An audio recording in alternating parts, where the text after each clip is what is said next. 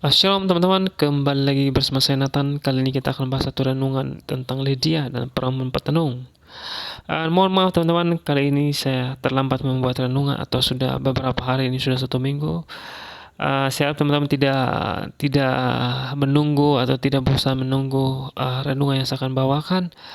Dan kali ini saya akan bahas tentang Lydia dan perempuan petenung. Kayaknya teman-teman sudah pernah membacanya ya, atau teman-teman sudah pernah merenungi tentang kisah ini ya teman-teman, yang terdapat dalam Kisah Para Rasul pasal 16. Ya, kiranya teman-teman akan mendapat hal yang baru dari apa yang saya akan bahas teman-teman. Kiranya tidak membosankan, kiranya teman-teman bisa mendapatkan rema yang baru sehingga teman-teman lebih semangat mengikuti Tuhan Yesus. Tanpa berlama-lama lagi, mari kita membahasnya. Oke, kita jangan terlalu serius ya. Serius penting serius teman-teman. Kita harus serius, tapi maksudnya relax. Kita membaca firman Tuhan dengan relax, dengan seksama, tapi dengan penuh kesungguhan teman-teman. Mari kita baca dalam Kisah Para Rasul 16 pasal 16 ayat 13 sampai 18.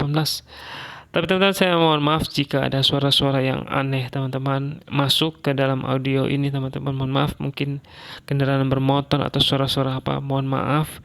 Kira teman-teman tidak terganggu dengan suara-suara lain. Kiranya teman-teman bisa fokus dengan suara saya ya teman-teman.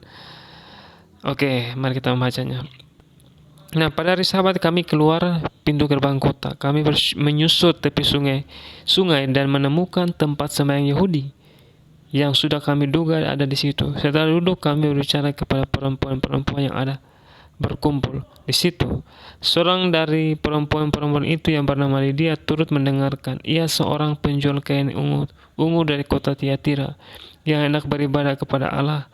Tuhan membuka hatinya sehingga ia memperhatikan apa yang dikatakan oleh Paulus.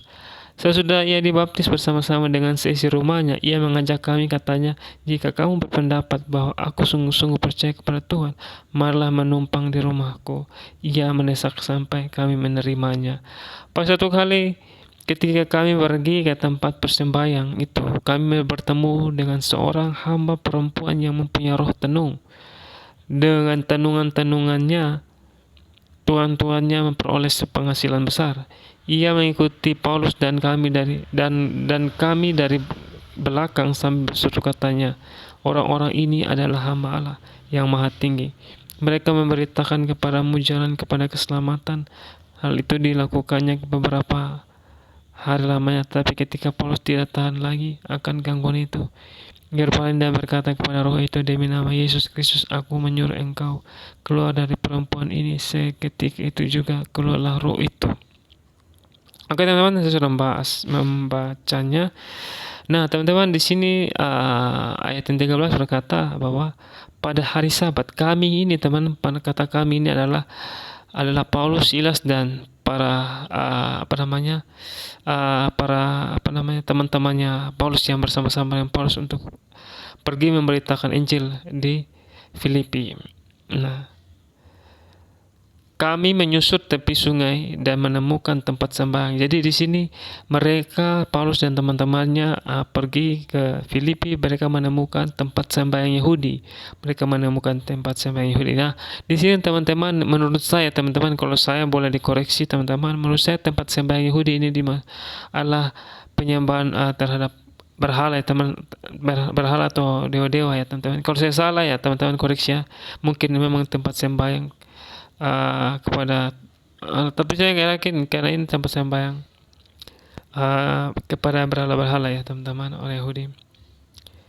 Karena di ayat-ayat berikutnya itu ada hamba perempuan yang punya roh tenung gitu. Jadi ya kemungkinan teman-teman seperti itu ya teman-teman.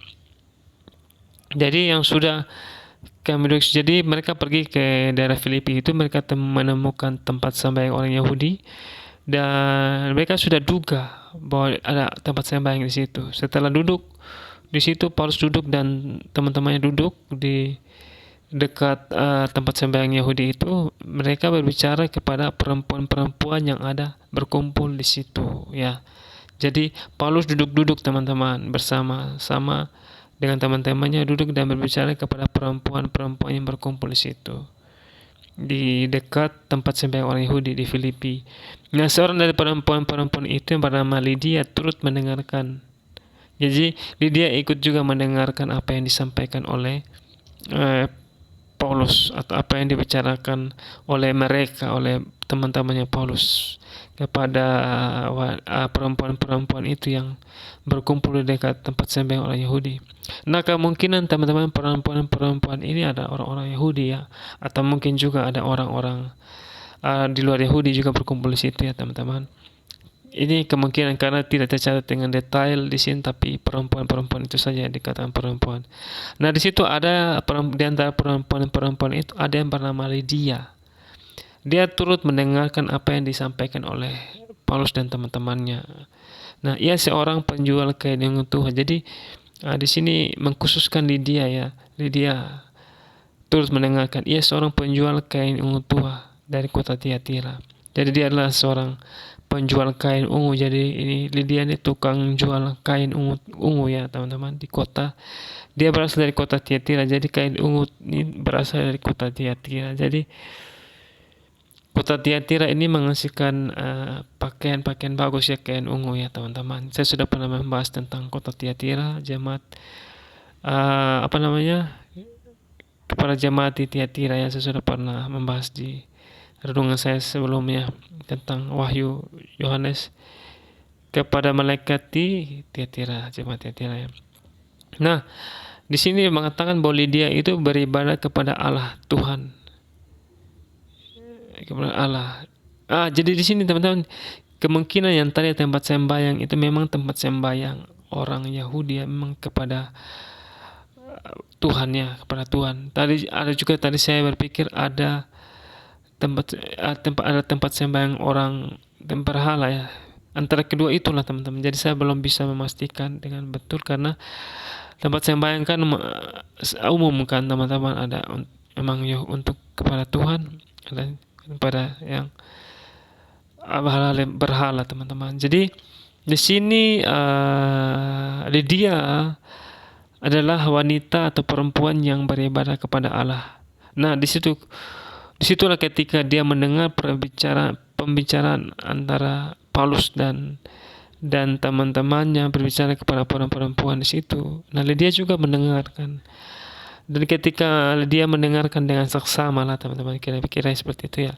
Nah, dia orang yang beribadah kepada Allah. Nah, Tuhan membuka hatinya. Jadi Tuhan melihat Lydia ini orang yang sangat memperhatikan apa yang disampaikan oleh Paulus ya, penasaran lah. Dia menyimak perkataan yang disampaikan oleh Paulus dan teman-temannya, dan Tuhan membuka hatinya sehingga ia memperhatikan apa yang dikatakan oleh Paulus. Jadi Tuhanlah yang membuka hati seseorang untuk bisa mendengarkan kabar keselamatan, yaitu kabar keselamatan yang diberikan oleh Bapa melalui anaknya Yesus Kristus. Jadi ketika dia membuka hatinya mau mendengarkan apa yang dikatakan Paulus tentang Injil, tentang keselamatan itu, maka Tuhan membuka hatinya dan dia mau menerima Tuhan Yesus. Jadi Paulus pasti di situ Paulus sedang berbicara tentang Yesus Kristus, tentang keselamatan yang dilakukan oleh Tuhan Yesus. Nah, disitulah di ayat yang ke-16 berkata, sesudah ia dibaptis bersama-sama dengan seisi rumahnya, ia mengajak kami, katanya. Jadi ketika Lydia sudah mendengarkan apa yang disampaikan oleh Paulus tentang Yesus, tentang Injil, dan mereka dibaptis seisi rumahnya. Seperti itu. Jadi luar biasa teman-teman, ketika dia mendengar saja apa yang dikatakan Paulus, dia langsung Tuhan membuka hatinya dan dia boleh dibaptis. Dia minta dibaptis bersama-sama seisi rumahnya. Begitu. Entah dia minta atau Paulus menawarkan untuk membaptis dia, ya itu urusan di balik inilah antara Paulus dan Lydia. Tapi luar biasa ya teman-teman, Lydia menjadi orang yang percaya Tuhan Yesus ya. Dia dibaptis, dan jika kamu yang belum dapat, lalu Dia mengajak kami, katanya, jika kamu berpendapat bahwa aku sungguh-sungguh percaya kepada Tuhan, marilah menumpang di rumahku. Jadi ketika sudah dibaptis dan Lydia merasa diberkati, dan dia meminta supaya Paulus yang berada di Filipi untuk menumpang di rumahnya. Jadi luar biasa, Lydia menyambut mereka dan Paulus boleh menginap di rumahnya Lydia. Dan ia mendesak sampai kami menerima. Jadi Lydia mendesak sampai Paulus mau tinggal di dalam rumahnya. Nah, di ayat yang ke-16 itu berkata, pada suatu kali ketika kami pergi ke tempat sembahyang itu, kami bertemu dengan seorang hamba perempuan yang punya roh tenung. Dengan tanungan-tanungannya, tuan-tuannya memperoleh penghasilan besar. Jadi di sini ketika Paulus ada di Filipi di rumahnya Lydia, di ayat 16, pada suatu kali ketika kami pergi ke tempat sembahyang itu, dia kembali lagi, Paulus pergi ke tempat sembahyang yang tadi, ya teman-teman. Mereka bertemu dengan seorang hamba perempuan mempunyai roh tenung. Jadi ada seorang hamba perempuan mempunyai roh tenung. Jadi dia punya roh tenung, artinya entah dia dapat dari mana ya roh tenung ya, entah dia mendapat dari orang lain atau dia belajar sendiri atau roh tenung masuk dalam dia. Dan di sini dengan tanungan-tanungannya, tuan-tuannya memperoleh penghasilan. Jadi hamba perempuan ini dia memiliki roh tenung, dia bisa istilahnya bisa magic lah, bisa punya kekuatan gaib lah, seperti itu ya. Dan ketika dia mempunyai roh tenung itu, di situ artinya roh tenung juga bisa melihat meramal lah, seperti itu ya, magic ya. Di ayat 17 berkata, ia mengikuti Paulus. Jadi perempuan itu yang tadi hamba yang mempunyai roh tenung itu, dia mengikuti Paulus. Dan kami, ini kata kami, ini teman-temannya Paulus ya, dari belakang sambil berseru, katanya, orang-orang ini adalah hamba Allah yang maha tinggi. Artinya apa, teman-teman? Dia tahu bahwa Paulus ini dan teman-temannya ini adalah hamba Allah yang maha tinggi. Artinya, teman-teman, bahwa dia mempunyai roh tenung, tetapi dia tahu, artinya seperti dia memiliki penglihatan lah, artinya punya karunia penglihatan, tapi dalam penglihatannya itu dia bisa melihat bahwa Paulus dan teman-temannya adalah hamba Allah yang maha tinggi. Artinya dia seperti orang indigo lah, dia bisa melihat yang dari Tuhan dan yang bukan dari Tuhan. Artinya dia hitam putih lah, abu-abu lah, artinya begitu. Dia bisa tahu bahwa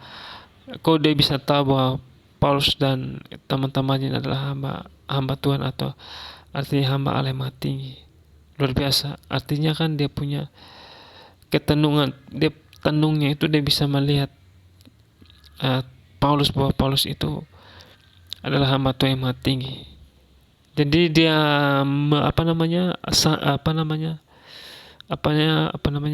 istilahnya dia itu melihat Paulus dan teman-temannya itu orang-orang yang berwibawa lah, artinya punya memiliki kuasa yang diberikan Tuhan lah, punya status yang luar biasa di dalam penglihatannya dia, seperti itu. Jadi dia melihat bahwa Paulus dan teman-temannya adalah hamba Allah yang maha tinggi. Mereka memberikan kepadamu jalan dia bilang, mereka memberitakan kepadamu jalan kepada keselamatan. Jadi perempuan ini memberitakan kepada orang yang dia berseru tuh. Dia bilang kepada orang-orang yang dia serukan itu, bahwa dia bilang bahwa orang-orang ini atau Paulus dan teman-temannya ini adalah hamba Tuhan yang memberitakan jalan kepada keselamatan. Artinya luar biasa perempuan tenung ini. Dia sudah baik, teman-teman. Kalau saya lihat dari sini, dia punya dua sisi ya, teman-teman. Dia hamba Tuhan dan juga dia punya roh tenung.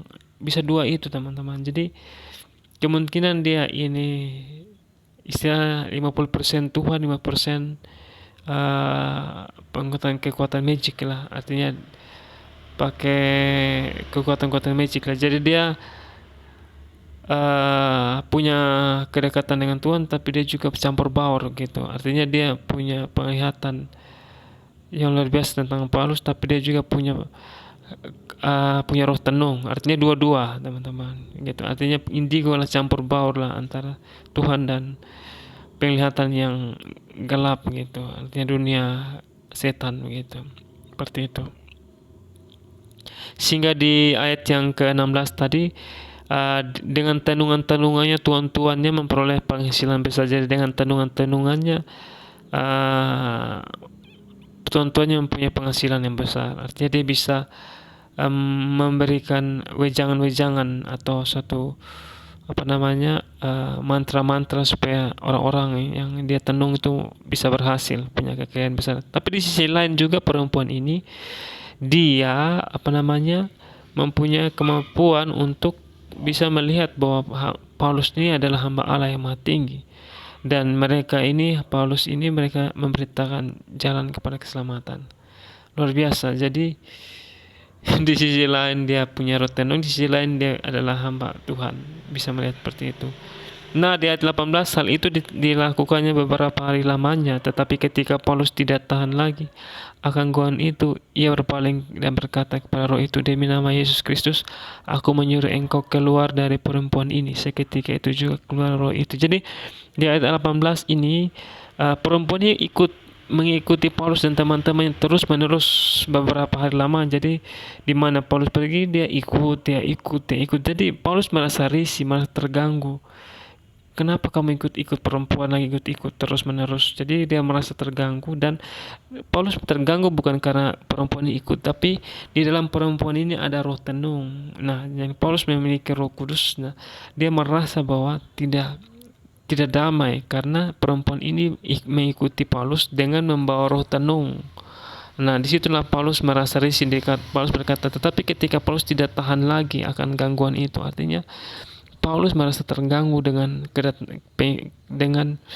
perempuan ini mengikuti dia terus, karena perempuan ini hamba Tuhan juga, tapi dia memiliki roh tenung. Makanya Paulus nggak tahan, dengan terganggu, dia rohnya terganggu karena ada roh tenung dari perempuan ini yang mengikuti dia. Ya, paham ya teman-teman? Jadi Paulus tidak tahan dengan keberadaan wanita ini karena dia sekalipun dia hamba Tuhan, tapi dia hamba Tuhan artinya, tapi dia juga memiliki roh tenung. Makanya Paulus marah gitu. Artinya Paulus berpaling dan berkata kepada roh tenung itu, demi nama Yesus Kristus aku menyuruh engkau keluar dari perempuan ini. Seketika itu juga keluarlah roh itu. Jadi roh tenung itu sudah keluar dari perempuan itu karena nama Yesus gitu. Artinya nama Yesus yang bisa melepaskan kita dari ikatan roh-roh jahat atau roh-roh nenek moyang atau roh-roh setan yang menghinggapi dalam tubuh jiwa kita. Hanya dengan nama Yesus Kristus maka setan-setan akan pergi. Seperti itu. Kalau teman-teman lagi bergumul, teman-teman merasa ada setan atau yang mengganggu pikiran teman-teman, berdoa. Ini seperti Paulus berkata, demi nama Yesus Kristus aku menyuruh engkau keluar dari perempuan ini. Artinya ketika kita melihat orang-orang yang kerasukan setan, kita coba mempraktikkan, demi nama Yesus Kristus aku menyuruh engkau perempuan ini keluar. Tapi kita harus seperti Paulus yang sudah cinta Tuhan Yesus, ya sudah sangat sungguh-sungguh Tuhan Yesus, dia bisa melakukan itu karena memang benar dia juga menjaga diri dari hidup yang jahat. Ketika dia sudah bertobat, dia sudah ikut Tuhan sungguh-sungguh seperti itu. Jadi dia sudah berubah, dan ketika dia sudah berubah, nah Tuhan memberikan dia kuasa, artinya memberikan dia kepercayaan untuk dia bisa mengadakan mujizat-mujizat dengan nama Tuhan Yesus. Jadi mujizat terjadi hanya dengan nama Yesus Kristus. Seperti itu ya teman-teman, paham? Nah, saya sudah cukup panjang ya teman-teman. Kali ini saya akan membahas geografis ya teman-teman. Oke, nah kita harus tahu Filipi ya teman-teman. Mengapa Paulus di Filipi? Nah, saya jelaskan, Filipi adalah kota kuno di Makedonia Timur. Didirikan oleh Filipus II dari Makedonia pada tahun 356 sebelum Masehi dan ditinggalkan pada abad ke-14 Masehi. Setelah direbut oleh kerajaan Ottoman, Kota ini merupakan salah satu tempat gereja Kristen mula-mula didirikan di daratan Eropa. Jadi di sinilah Filipi lah, di sini kenapa bisa bernama Filipi, karena berasal dari nama Filipus II, artinya apa namanya, kalau nggak salah Filipus ini adalah kaisar lah atau apalah seperti itu teman-teman ya. Teman-teman cari sendiri ya siapa tuh. Di sini saya tulis Filipus II dari Makedonia adalah Raja Makedonia dari 359 sebelum Masehi hingga kematiannya pada 336 sebelum Masehi. Dia adalah raja. Jadi Filipus adalah Raja Makedonia ya teman-teman. Makanya kota itu dinamakan Filipi karena dipimpin oleh Filipus II dari Makedonia. Jadi Raja Filipus II ini teman-teman, atau di sini Basileus yakni dinobatkan sebagai Filipus II. Jadi Filipus itu seperti statusnya atau suatu gelar kerajaan bagi orang Makedonia dinamakan Filipus. Makanya ketika dipimpin oleh Raja Filipus kedua, makanya dia memberi nama kota Filipi seperti itu teman-teman. Dan di sini tertulis bahwa kota ini merupakan salah satu tempat gereja Kristen mula-mula didirikan. Jadi gereja Kristen mula-mula juga salah satu berdiri di kota Filipi teman-teman, seperti itu. Dan dia berada dalam kota kuno di Makedonia Timur. Jadi Filipi zaman dulu itu berada di wilayah Makedonia Timur ya. Zaman Tuhan Yesus itu masih berada dalam wilayah Makedonia Timur. Makedonia dan Makedon atau bahasa Yunani adalah sebuah kerajaan kuno yang terletak di pinggiran Yunani pada masa arkais dan klasis, dan dibentuk kemudian menjadi negara yang dinobatkan oleh di Yunani. Dulu Makedonia kuno ini di pinggiran Yunani pada masa arkais dan klasis. Seperti itu, kemudian menjadi negara yang dominan Yunani dan pada masa Helenitis. Kerajaan ini dibentuk oleh dinasti Argeadai, tetapi dalam sejarahnya juga pernah dikuasai oleh dinasti Antipatridal dan Antigonidal. Kerajaan tempat tinggal orang Makedonia kuno ini mula-mula pusat di bagian timur laut semenanjung Yunani yang berbatasan dengan Epiros di barat, Palonia di utara, dan Trakia di timur, dan Thessalia di selatan. Jadi sorry teman-teman ya, kalau saya baca terselet karena memang bahasa-bahasa atau nama tempatnya agak-agak sulit teman-teman. Kiranya teman-teman tidak jenuh ya, teman-teman juga bisa belajar sejarah ya, atau belajar geografis lah, supaya kita bisa menambah pengetahuan tentang geografis keadaan zaman dulu ya, untuk kita menambah referensi ya, atau menambah ilmu sedikit teman-teman. Supaya kita jangan terlalu monoton dengan khotbah, dengan renungan yang keras-keras, tapi kita juga belajar sejarah ya, penting sejarah supaya kita bisa mengetahui kenapa di sana, mengapa Filipi atau gimana ya. Nah, kota Filipi dulunya bernama Kredines. Kredines dalam bahasa Yunani adalah Krene yang artinya mata air.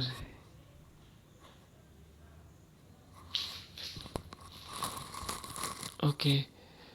Jadi dulu namanya Krenides. Krenides dalam bahasa Yunani adalah Krene yang artinya mata air. Kota ini terletak di daerah pedalaman Yunani, tepatnya di Via Egnatia, yakni satu jalan yang menjadi penghubung antara daerah timur dan barat Romawi. Jadi dulu kota Filipi itu berada dalam wilayah Yunani. Dulu di Makedonia Timur, tetapi setelah beberapa Masehi kemudian dia sekarang berada di dalam wilayahnya Yunani. Dulunya berada dalam wilayah Makedonia, tapi sekarang sudah masuk dalam wilayah Yunani ya, mungkin karena perang atau perebutan wilayah ya. Sekarang Filipi itu sedang berada dalam wilayah Yunani, karena wilayah Yunani sekarang dan Makedonia itu berdekatan ya teman-teman. Dulu Filipi itu masuk dalam sejarah itu masih zaman Yesus ya, atau sebelum Yesus itu berada dalam wilayah Makedonia, kerajaan Makedonia, tapi sekarang sudah masuk dalam wilayah Yunani. Seperti itu ya teman-teman. Mari kita slide berikutnya teman-teman. Nah, ini petanya saya sudah siapkan. Nah, ini Yunani nih teman-teman, di kiri saya ini Yunani. Nah, titik ini nih yang titik merah nih, seperti bundar ini, itulah Yunani. Nah, apa namanya, Filipi. Nah, di Filipi itu masuk dalam wilayah Yunani. Ini garis hitam ini yang kecil-kecil ini batas wilayah negara ya teman-teman, paham ya. Nah, Makedonia Utara nih di atasnya ada tulis Makedonia. Oke, itu Makedonia Utara. Dulu di sebelah kanan saya nih, atau di sebelah timur teman-teman, itu adalah Makedonia Timur, wilayah Makedonia. Tapi sekarang sudah diambil alih oleh Yunani, mungkin karena perang atau karena perebutan wilayah. Sekarang Filipi itu berada dalam wilayah Yunani sekarang ini ya teman-teman ya, paham ya. Nah, di sini juga ada peta kecil di atas sebelah kanan ya. Saya di ujung atasnya itu Yunani. Nah, Filipi itu sudah masuk di dalam wilayahnya ya Yunani, seperti itu. Ini Yunani sekarang. Begitu. Jadi seperti itu teman-teman. Jadi dulunya Filipi itu masuk dalam wilayah Makedonia atau kerajaan Makedonia. Tapi sekarang di zaman sekarang ini sudah masuk dalam wilayah Yunani. Oke, paham ya? Oke, next. Nah, mengapa Paulus di Filipi? Nah, ini saya punya pernyataannya. Karena memang kehendak Tuhan yang membawa Paulus ke sana. Kedua, Paulus sebelum di Filipi ini, pertama Paulus datang dari Antioquia. Di Antioquia pertama kali orang-orang yang percaya Yesus disebut Kristen ya di Antioquia ya. Nah, dari Antioquia dia pergi mengelilingi Syria dan Kilikia ya teman-teman, carilah peta Syria dan Kilikia ya, peta Paulus lah. Terus kemudian ke Derbe dan ke Listra. Habis dari situ mereka tanah Frigia dan tanah Galatia. Habis dari Galatia ke Misia ya, Misia tadi pernah saya bahas tentang Misia ya. Misia itu di wilayahnya Turki ya. Seperti itu Misia yang sekarang ini Troas, Samotrake, Neapolis, Makedonia. Jadi Paulus ini berlayar-layar, berpindah-pindah, melewati daerah-daerah ya, untuk tujuannya ke Filipi. Jadi dari Antioquia itu teman-teman, tujuannya sebenarnya Paulus itu mau menuju ke Makedonia. Jadi untuk menuju Makedonia Paulus harus lewati Syria, Kilikia, lewat Derbe ke Listra. Mungkin dia masih singgah-singgah ke orang-orangnya atau kenalan-kenalannya, tanah Frigia dulu, tanah Galatia, Misia, Troas, Samotrake, Neapolis, baru Makedonia, kota Filipi. Jadi Makedonia tujuannya seperti itu. Karena memang Tuhan yang menghendaki dia harus ke Filipi. Di Kisah Para Rasul 16 dan 10, setelah Paulus melihat penglihatan itu, segeralah kami mencari kesempatan untuk berangkat ke Makedonia. Jadi ketika Paulus melihat penglihatan itu, segeralah kami mencari kesempatan untuk berangkat ke Makedonia. Jadi Paulus melihat suatu penglihatan, dan dia berangkat ke Makedonia di Filipi. Dan di dalam wilayah Makedonia itu ada kota Filipi. Oke, sampai sini masih paham ya teman-teman, masih bisa mengikuti ya. Nah, jadi Paulus melihat penglihatan itu teman-teman, dan dia pergi ke Makedonia. Nah, untuk pergi ke Makedonia dia harus melewati beberapa daerah ya, Syria, Kilikia, ke Derbe, ke Listra, ke tanah Frigia, tanah Galatia, Misia, Troas, Samotrake, Neapolis, ke Makedonia. Oke, paham? Karena penglihatan itu kami menarik kesimpulan bahwa Allah telah memanggil kami untuk memberitakan Injil kepada orang-orang di sana. Jadi Tuhan menghendaki agar Paulus pergi memberitakan Injil ke Filipi, ke daerah Makedonia, teman-teman, wilayah Asia kecil lah, sudah masuk ke sana. Seperti itu. Luar biasa, Tuhan yang memimpin mereka untuk ke arah daerah sana. Ya, nggak tahu lah bahwa apakah Makedonia itu masuk dalam wilayah Asia kecil, enggak ya, kayaknya enggak deh. Belum masuk ke Asia kecil ya, masih di sini. Kalau kita lihat sebelah sini petanya tadi ya teman-teman, Asia kecil itu sebelah sini ya teman-teman, sebelah kanan. Kalau Yunani sebelah kiri. Jadi bukan di apa namanya, ini kalau lihat di peta saya sebelah kanan ini Turki ya. Turki itu kan dulu masuk wilayah Asia kecil ya, di atas itu. Kalau Yunani bukan Asia kecil, seperti itu. Jadi Tuhan menghendaki untuk beritakan Injil di wilayah Makedonia, Filipi. Itu bukan wilayah Asia kecil ya, beda ya teman-teman. Kira-kira seperti itu ya teman-teman. Nah, Kisah Para Rasul 16 ayat 12. Dari situ kami ke Filipi, kota pertama di bagian Makedonia. Jadi dari situ kami ke Filipi, kota pertama di bagian Makedonia. Jadi Filipi berada dalam Makedonia ya, suatu kota perantauan orang Roma. Jadi Filipi itu adalah kota perantauan orang Roma ya, paham ya teman-teman? Yang berada di Makedonia. Di kota itu kami tinggal beberapa hari. Jadi Paulus dan teman-temannya tinggal di Filipi. Oke. Nah, ayat yang tadi sudah bahas ya, ini saya hanya tuliskan aja di slide biar teman-teman bisa baca ya, teman-teman bisa pause. Bahwa tadi Paulus masuk ke kota Filipi, ada gerbangnya. Ayat yang 13 ya, bahwa pada hari Sabat kami keluar ke pintu gerbang kota. Jadi di Filipi itu kota yang memiliki gerbangnya, setiap kota ada gerbang. Jadi dia dipagari oleh tembok-tembok yang ada gerbangnya untuk masuk ke kota Filipi. Jadi dulu mungkin zaman dulu teman-teman, untuk masuk sesuatu kota itu ada gerbangnya. Jadi ada pintunya untuk masuk, pintu masuk begitu. Jadi tidak lewat samping belakang, lewat depan ada pintunya teman-teman ya. Kayak kalau kita nonton film-film di Timur Tengah ya, kalau orang-orang mau berperang, mereka setiap kerajaan tuh ada bentengnya gitu. Kerajaan Makedonia lah. Di dalam Makedonia itu ada kota Filipi. Nah, itu mereka punya benteng sendiri atau punya pagar sendiri. Jadi untuk masuk ke Makedonia itu harus melewati pintu gerbang. Begitu. Jadi zaman dulu kerajaan-kerajaan dulu tuh selalu pakai pintu gerbang, teman-teman. Ada pintu gerbang untuk masuk ke kota. Ya. Paham ya teman-teman? Nah, mereka pergi pada hari Sabat, yaitu hari kudus bagi orang Yahudi ya. Luar biasa ya. Karena orang Yahudi itu masih mempertahankan adatnya mereka atau Taurat, yaitu mereka hari Sabat. Tapi Paulus pergi, seharusnya hari Sabat itu kan hari perhentian ya, tapi Paulus pergi ke sana. Jadi teman-teman jangan salah paham ya, bahwa Paulus ini membatalkan hukum Taurat, tidak teman-teman. Tapi Tuhan Yesus sudah mengenapi hukum Taurat itu, artinya Tuhan Yesus sudah mengenapi hukum Sabat itu, artinya hanya Yesus sendiri yang sempurna mengenapi hukum Taurat. Dia sudah sempurna mengenapi hukum Taurat. Jadi Tuhan Yesus adalah Tuhan atas hari Sabat. Jadi bagi kita yang orang Kristen ini yang beribadah pada hari Minggu, itu sudah termasuk hari Sabat juga, karena hari ke-7 begitu. Jadi bukan berarti hari lain, hari Sabtu kita nggak ingat lagi hari Sabtu. Tetap hari Sabtu, Minggu juga hari Tuhan. Senin, Selasa, Rabu semua hari Tuhan. Jadi Senin sampai Minggu semua hari Tuhan. Tidak ada bukan hari Tuhan.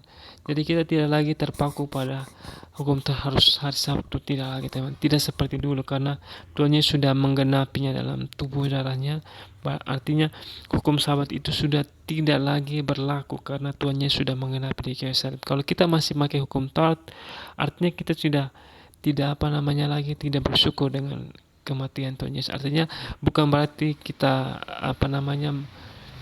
meniadakan hukum itu, tidak, tapi Yesus sudah mengenapi. Artinya mau hari Sabtu, mau hari Minggu, mau hari Senin sampai Sabtu Minggu, semua harinya Tuhan, seperti itu. Jadi tidak ada lagi seperti kita kalau kamu nggak pergi hari Sabat, kamu terkutuk, kamu berdosa, kamu tidak menguruskan hari Sabat, kamu najis apalah. Tidaklah seperti itu. Tuhan tidak lagi seperti itu. Tuhan sudah penuh kasih, artinya Tuhan tidak seperti itu. Artinya Tuhan bilang setiap hari kamu beribadah mencariku, bukan hanya hari Sabtu, bukan hanya hari Minggu, semua hari-harinya Tuhan, seperti itu ya. Nah, seperti itu. Semua hari mereka menyusut tepi sungai dan menemukan tempat sembahyang. Sudah saya bahas tadi. Ayat ke-14 sudah. Tentang Lydia tadi teman-teman ikut mendengar dia penjualan yang tua, Lydia beribadah pada Allah, tembok hatinya Tuhan sudah. Ini tadi teman, ayat 15 dibaptis sudah.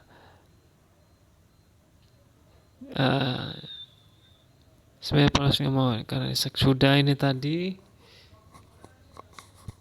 Nah, sudah ini tadi temannya, pasal 17 juga sudah, bahwa petenung itu mengikuti Paulus mereka dari belakang dan berseru. Petenung itu bisa tahu kalau Paulus adalah hamba Allah. Luar biasa ya. Jadi saya jelaskan bahwa Lydia dan perempuan petanung itu luar biasa ya. Mereka sungguh-sungguh ingin mencari itu, walaupun wanita petanung itu dia ada roh tenung, tapi di sisi lain dia juga sungguh-sungguh ikuti Paulus. Dia mengikuti Paulus, namun Paulus merasa risih dengan pengikutan dia karena dia masih ada roh tenung. Paulus menghardik roh tenung dari tubuh wanita itu dengan nama Yesus Kristus. Artinya wanita Lydia adalah wanita perempuan yang penjual kain ungu. Dia memperhatikan apa yang disampaikan Paulus dan dia dibaptis dan mengikuti Tuhan Yesus. Begitu juga dengan wanita tadi, perempuan petanung itu, dia tahu bahwa Paulus dan teman-teman adalah hamba Tuhan Allah, hamba Tuhan yang melayani Tuhan dengan memberitakan Injil keselamatan melalui anaknya Yesus Kristus. Jadi luar biasa ya. Jadi kedua wanita ini adalah, perempuan ini adalah luar biasa. Mereka menerima Tuhan, mereka diselamatkan. Walaupun tadi wanita petanung ini dia punya roh tenung, tapi Paulus sudah membebaskannya dengan nama Tuhan Yesus Kristus, sehingga perempuan ini bebas dari roh tenung dan dia memperoleh keselamatan yang utuh, dan dia benar dia bisa merasa luar biasa. Dia tidak lagi hidup dalam kuasa petanung, dia tidak lagi menjadi orang yang meramal-ramal tentang atau tentang menyihir-nyihir orang supaya orang lain bisa mendapat kekayaan atau apalah. Tapi dia sudah bertobat, roh tenungnya sudah dikeluarkan oleh Paulus dengan nama Tuhan Yesus. Artinya kesimpulannya teman-teman dari semuanya ini, bahwa dia luar biasa, memiliki sikap memperhatikan firman Tuhan. Seperti Maria duduk di kaki Tuhan, dia mendengarkan firman Tuhan, maka Tuhan membuka hatinya dan dia bisa menerima Tuhan dan juru selamat, dan dia dibaptis. Seisi keluarganya juga diselamatkan dan dibaptis. Luar biasa teman-teman. Kalau kita satu orang sungguh-sungguh mengikuti Tuhan, maka seisi rumah kita akan sungguh-sungguh ikut Tuhan. Artinya kalau kita sungguh-sungguh ya memperhatikan firman Tuhan, maka kalau kita pun akan mengikuti Tuhan teman-teman ya. Luar biasa ya. Dan juga tadi tentang perempuan petenung itu teman, luar biasa. Walaupun dia punya roh tenung, tapi di sisi lain dia tahu bahwa Paulus dan teman-teman adalah hamba Tuhan. Dan ketika Paulus merasa risih dengan perempuan itu dan dia menghardik, Tuhan memerintahkan dalam hatinya untuk menghardik perempuan ini, yaitu roh tenung, ada roh tenung dalamnya, dan roh tenung itu pergi. Maka luar biasa ya, tadi di ayat yang berapa? Perempuan itu seketika itu juga keluarlah roh itu. Luar biasa, roh itu sudah pergi, maka wanita itu sudah bebas, dia sudah merdeka dan dia memperoleh keselamatan. Pastilah memperoleh keselamatan ya. Itu saya mungkin dari saya kesimpulannya. Yang penting bagi teman-teman atau perempuan-perempuan yang mendengar tentang renungan ini, luar biasa kita bisa belajar, teman-teman perempuan bisa belajar dari dia yang luar biasa memperhatikan firman Tuhan, dan dia dirubahkan, sisi rumah dipulihkan. Juga perempuan petenung luar biasa diubah Tuhan. Artinya wanita-wanita, perempuan-perempuan, kalian luar biasa dipilih Tuhan juga, sama laki-laki juga sama. Tidak hanya Paulus yang dipakai Tuhan, kalian juga dipakai Tuhan. Sebagai wanita juga dipakai Tuhan. Artinya wanita dan laki-laki berharga di mata Tuhan, sama-sama dipakai Tuhan. Seperti itu ya, sama-sama bisa dipakai Tuhan. Jadi tidak ada bilang laki-laki saja yang harus menjadi hamba Tuhan. Ternyata wanita juga bisa, semua wanita juga bisa gitu, asal mau buka hati, mau mendengar firman Tuhan dengan saksama, maka semua bisa. Seperti itu. Oke, itu saja dari saya. Semoga ini menjadi berkat bagi para wanita, bagi ibu-ibu, bagi perempuan-perempuan muda bisa belajar dari dia dan perempuan petenung itu.